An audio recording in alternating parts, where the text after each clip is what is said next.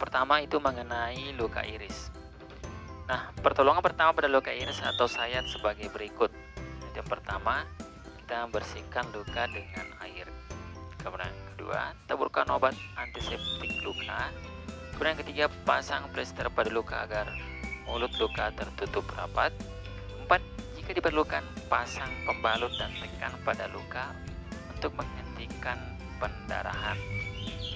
Jadi misalnya pembalutnya itu dari kain kasa seperti itu. Kemudian selanjutnya itu luka memar ya. Nah, luka memar dapat disembuhkan dengan perawatan sederhana. Misalkan tahapan mengobati luka memar sebagai berikut. Yang pertama, kompres bagian memar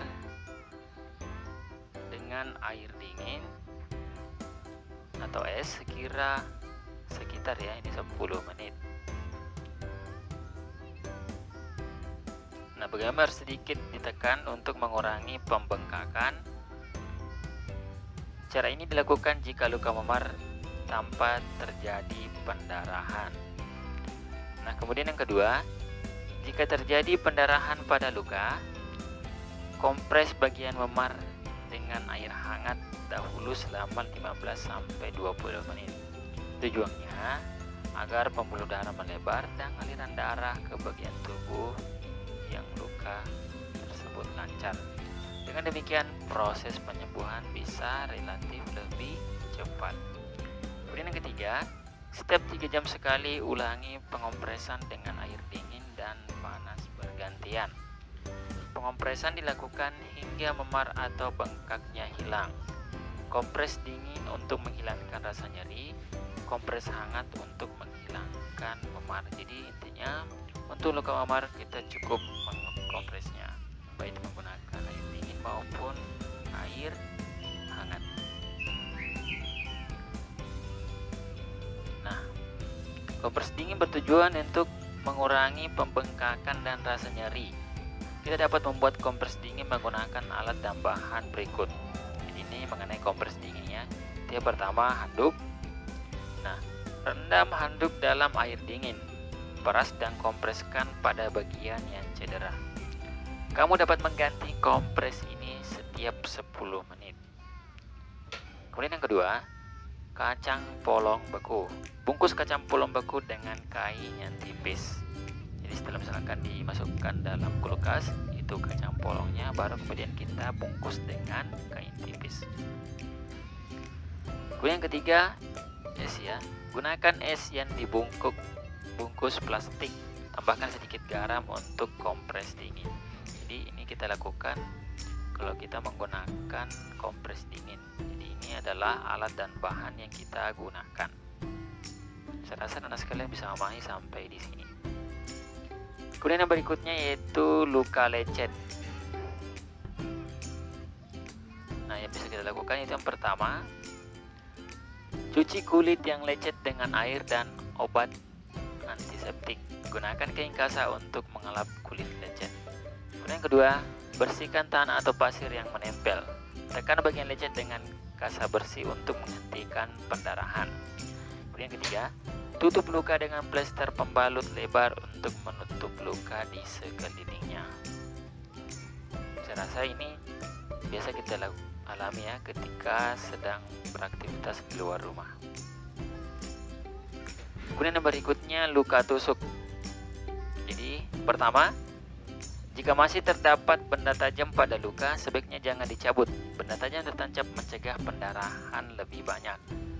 Kalau misalkan kita tertusuk duri, biasanya itu akan menempel di tubuh kita maupun di tangan kita.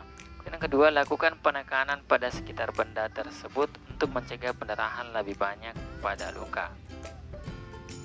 Kemudian yang ketiga, segera bawa korban ke rumah sakit atau klinik untuk mendapat pertolongan medis. Jadi yang dimaksud ini luka tusuk bisa jadi menggunakan garpu atau gunting maupun pecahan kaca. Seperti itu untuk luka tusuk. Nah, kemudian mungkin ini yang terakhir ya untuk pertolongan pertama pada luka gigitan. Yang pertama, bersikap tenang dan jangan panik. Kemudian yang kedua, Segera cuci luka dengan sabun antibakteri dan bilas dengan air bersih. Kemudian yang ketiga, oleskan krim antibiotik pada luka. Kemudian yang keempat, balut luka dengan kain kasar. Saya rasa anak-anak sekalian bisa memahami sampai di sini. Jadi jika belum mengerti silakan ulangi kembali videonya. Nah, setelah itu kita akan mempelajari mengenai jenis cedera dan peralatan yang dibutuhkan. Jadi di sini sudah ada jenis cedera dan peralatan yang dibutuhkan dalam bentuk tabel. Tinggal kita pisah-pisahkan. Yang pertama, luka iris. Nah, kita peralatan yang dibutuhkan itu ada obat antiseptik luka, plester dan pembalut tekan. Kemudian ada luka memar, itu peralatan yang dibutuhkannya itu air es, air hangat dan handuk.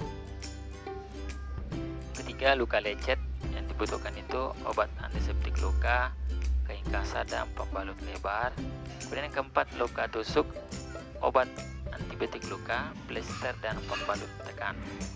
Kemudian yang kelima, luka gigitan, itu peralatan yang dibutuhkan krim antibiotik, kain kasar, alkohol dan obat antiseptik. Yang keenam, luka bakar, plastik benih steril, kain kasar dan obat luka bakar. Kemudian yang ketujuh, obat antiseptik, air es dan air dingin. Ya, maksudnya ini luka bakar ya. Ini luka bakar nih. Peralatan yang dibutuhkan itu obat antiseptik, air es dan air dingin. Kemudian pendarahan, itu peralatan yang dibutuhkan kain kasar. Jadi yang umum-umum kita pakai di sini adalah kompres ya. Jadi kompres itu menggunakan handuk maupun yang lainnya, ataupun kita juga bisa membungkus. Jika kita menggunakan kain kasar di sini rata-rata menggunakan kain kasar. Baik, seperti itu.